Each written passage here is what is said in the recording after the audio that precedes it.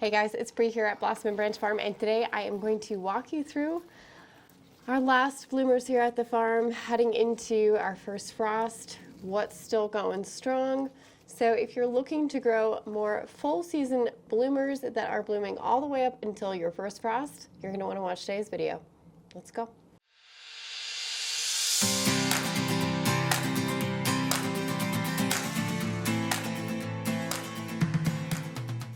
Actually, we are a little bit late heading into our first frost. So typically we're looking at about the first week of October. That being said, our nights are pretty cool. We're hovering around 40, so I feel it, it's close.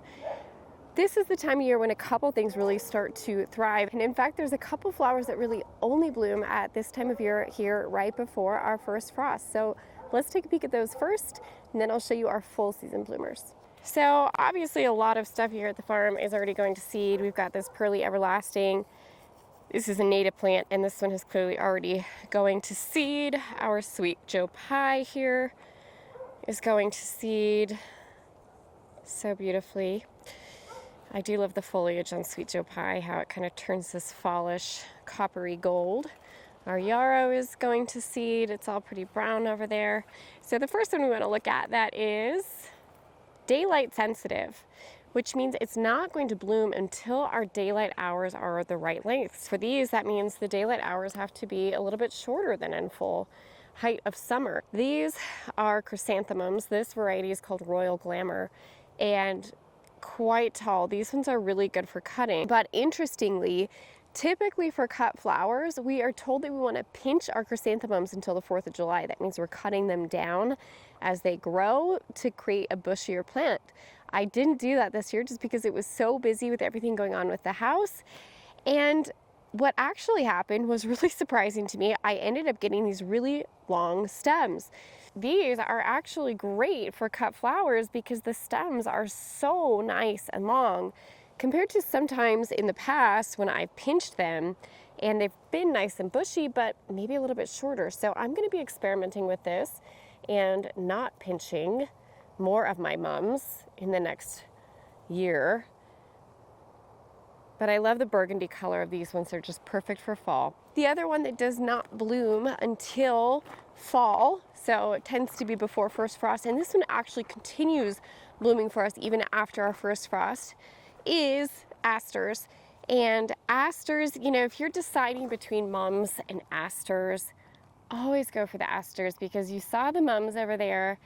While there were tons of flowers, there were very few, if any, pollinators on them, but the asters are always covered in bees. Now, to be fair, it's dusk. There's really not many out right now. There's a couple flying around here, and our bumblebees are actually starting to go into hibernation, but during the heat of the day, these are absolutely swarming with pollinators. They do have a similar bloom shape, but they have this nice open center, and that open center is what the bees really like, and they need this for all their late season foraging. Right before they're heading into winter, they're really stockpiling nectar and pollen, and so the more of this late season blooming native foliage we can provide, the better. So these asters still blooming. Now I have so many of them, so I am going to go ahead and cut a few stems for our little bouquet. Now do know that with asters, they can get a little bit seedy, they do spread, so if you don't want them spreading, just deadhead them right after they're done blooming, before they go to seed and they're dropping seed everywhere. Just give them a good deadhead. Now the next things that we have blooming are things that bloom all season, but really for me tend to start thriving here right before first frost, or maybe I just start appreciating them more right before first frost because I know they're not going to be around for long. And the first one is our dahlias. Oh, the dahlias. We'll just quickly take a look at some of the newcomers this year that I've planted. This one is called Terracotta, and I really love it. It's got this cactus form, so these kind of wild petals, a little bit narrower, a little twisty, but a really pretty pinky, peachy color. As you guys know, I love that peachy tone. Over here we have Cornell Bronze, and these ones really thrive in the fall. They're perfect in the fall for all of our fall colors, so all those nice oranges, they go well with our purples, like those purple asters over there. These are Jowie Winnie, I believe. But you can see how much they really start to bloom here. Now, we don't fertilize the dahlias. I get lots of questions about that. I personally don't fertilize them other than with a little bit of alfalfa fertilizer in the spring just to get them growing with a little nitrogen. But I also don't cover crop them. So remember that I overwinter my dahlias. We'll be showing that process here going into the winter once these get frost killed. So if you haven't gotten to see how we do that, tune in for that. I do interplant them. So typically I interplant my dahlias with buckwheat. We've shown that in previous videos before. That buckwheat really helps to attract beneficial insects that help protect our dahlias from things like cucumber beetles and all those things that can be pretty nasty little buggers with the dahlias. Let's take a peek at our other dahlia row. Here we've got the famous Cafe Olay in all of her glory. So stunning. We haven't been cutting that much this year, so we have some that are going to seed. If you do want to harvest dahlia seed, you'll want to let them die and fade on the stem so that you have seeds to harvest. Ooh, look, we have a little assassin bug in here. Check him out. They like to hide in the centers of flowers. I've often seen them actually eating bees, but they do eat lots of other bad insects in the garden. But these dahlias are just thriving right now. So again, they really enjoy these cool nights, warm days. These are all overwintered. Some of you wanted to see how they looked after overwintering. This is their second year. That first row we looked at, that was their third year being overwintered. I'm gonna grab a bunch of those dahlias and cut them for our bouquet too. My favorite zinnia varieties. And we showed these last week as well.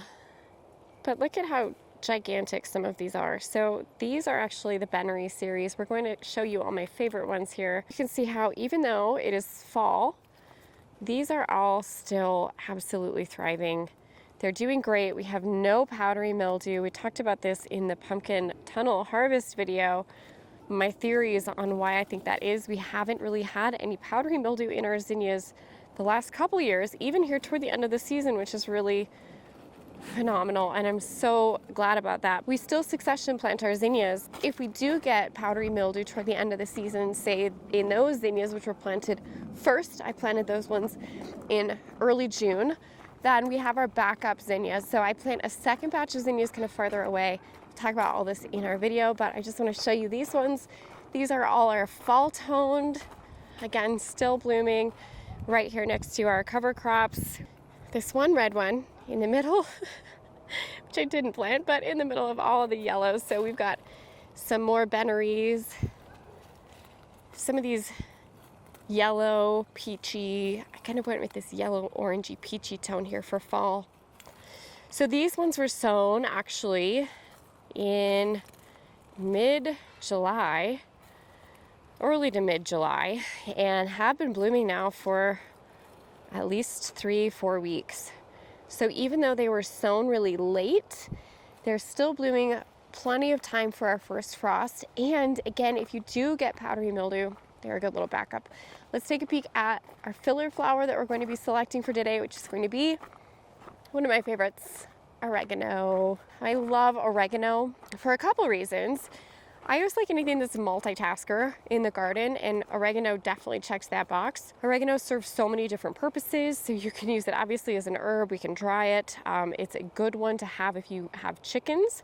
It helps keep your chickens nice and healthy, so we give them these greens. And also, it's a great filler flower, and it dries really well. So these have been blooming all season. They start out this really bright green. And then here later toward the end of the season, this variety in particular actually turns this beautiful fallish coppery color. This variety is called Drops of Jupiter, and it gets very, very tall. And then up at the top, there's this little purple flower. So if you grow typical Greek oregano, and you can grow Greek oregano and use it for flowers as well, those blooms are white. But this oregano blooms purple, so I really like it for the fall because this is very dark burgundy. It's going to tie in our asters really well to our bouquet. This variety of oregano is called Drops of Jupiter, and I actually bought it as a plant instead of starting from seeds. I haven't ever been able to find it from seeds, just as plugs. I love growing oregano because it's a great filler, but also I love feeding it to our chickens. So I harvest a bunch of it and I dry it over the summer, and in the winter, we give it to the chickens in their food and also as a treat. So we just give them the dried oregano. And it's super healthy for their immune system. It's a natural antibacterial, so it helps them fight off things like salmonella and E. coli. So it's a really great multitasker. Here's my harvest. Now let's put it all together.